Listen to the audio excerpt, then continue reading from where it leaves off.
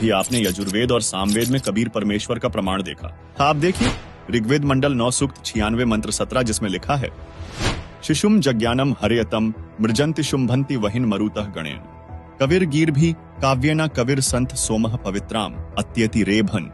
अनुवाद, पूर्ण परमात्मा मनुष्य के विलक्षण बच्चे के रूप में जानबूझकर प्रकट होता है तथा अपने तत्वज्ञान को उस समय निर्मलता के साथ उच्चारण करता है। प्रभु प्राप्ति की लगी विरह अग्नि वाले भक्त समूह के लिए कविताओं द्वारा कवित्व से अत्यधिक निर्मलता के साथ कविर वाणी अर्थात कबीर वाणी द्वारा ऊंचे स्वर से संबोधन करके बोलता हुआ वर्णन करता वह अमर पुरुष अर्थात सतपुरुष ही संत अर्थात ऋषि रूप में स्वयं कबीरदेव ही होता है। परंतु उस परमात्मा को न पहचान कर कवि कहने लग जाते हैं परंतु वह पूर्ण परमात्मा ही होता है। उसका वास्तविक नाम कबीरदेव है।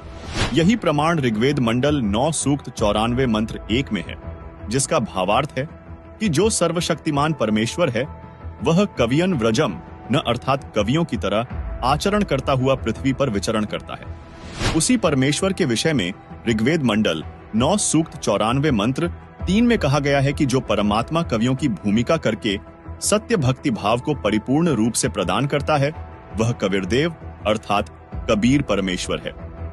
उसके समान कोई भी शूरवीर नहीं है।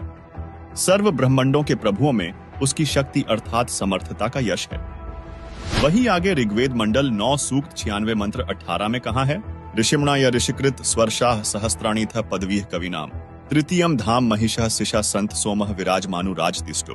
अनुवाद, वेद बोलने वाला ब्रह्म कह रहा है कि जो पूर्ण परमात्मा विलक्षण बच्चे के रूप में आकर प्रसिद्ध कवियों की उपाधि प्राप्त करके अर्थात एक संत या ऋषि की भूमिका करता है, उस संत रूप में प्रकट हुए प्रभु द्वारा रची हजारों वाणी संत स्वभाव वाले व्यक्तियों अर्थात भक्तों के लिए स्वर्ग तुल्य आनंददायक होती है। वह अमर पुरुष अर्थात सतपुरुष तीसरे मुक्तिलोक अर्थात सतलोक की सुदृढ़ पृथ्वी को स्थापित करने के पश्चात मानव सदृश संत रूप में गुबंद अर्थात गुंबज में उच्च टिल्ले जैसे सिंहासन पर उज्जवल स्थूल आकार में अर्थात मानव सदृश तेजोमय शरीर में विराजमान है, यानी वहां राजा के समान बैठा है।